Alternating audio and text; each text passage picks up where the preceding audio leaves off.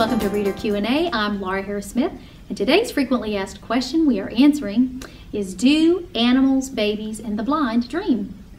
I researched this one even before I was writing Seeing the Voice of God. And at the last minute, I decided rather than burying the info in the book, I thought this would make a great video that could get shared online because I think the info is fascinating. Let's start with babies. Infants are thought to spend half of their sleep time in REM dream sleep, complete with rapid eye movement, jerking, twitching, trademark REM brain waves. So, okay, they spend half of their time in dream sleep, but we adults only spend a fourth. If babies are spending that much time in dream sleep, that's the equivalent of dreaming an 8-hour workday. Okay, and if they're only dreaming about their day's events, that's a whole lot of mileage they have to get out of their nursery decor, their toys, and mommy and daddy's faces. What am I saying? I think babies can see the voice of God too in their sleep. What about the blind? Yes, they do dream. And in fact, I read an interview with Helen Keller, and she mentions her dreams and says she dreamed long before her teacher came to her to teach her about object and language. She said something like, my mind acts like a sort of mirror where faces and landscapes are reflected. She had mostly sensations and knowing dreams, but she also mentions rooms with roses and leaves. Once she dreamed of the sun hitting her face, but then promptly someone stepped forward and signed, "Helen, why are you looking back upon your babyhood?" That's just fascinating.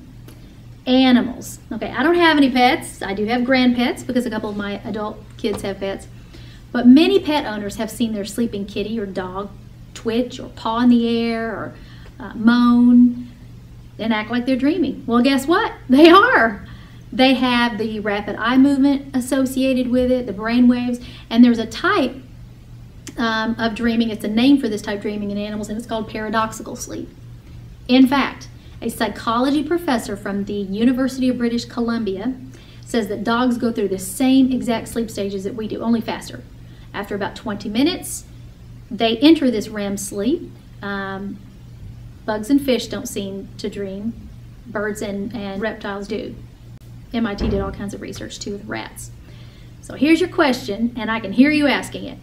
You can see why the blind and babies would need to see the voice of God. They're human. But why on earth would an animal? If dreaming is truly a form of communication with God, why on earth would animals need to dream? Well, I have a few questions for you, and I've been thinking about these. How did that raven know to feed Elijah in 1 Kings 17? How did Noah's animals just walk right on the ark like they knew they were supposed to be there? Or the dove that he sent out after the flood know it was supposed to fly out and look for an olive branch and come back? How did the ram in the thicket know to be right where Abraham needed it to be? How did the whale know where Jonah was supposed to be? How about the donkey Jesus needed? How did it know where it was supposed to be?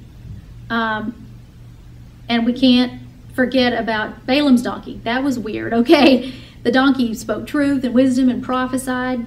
I don't know about you, but I've never seen a donkey do that, okay? So there's Elisha and the bears that mauled, the people who ridiculed him. Same book, Jezebel, the dogs that ate Jezebel. And, think about the plagues on Egypt, the locusts and the frogs and flies. I mean, there's all kinds of things, even animals that are even, like the quails in the desert. And what about the herd of swine? What about Daniel in the lion's den? That was odd behavior.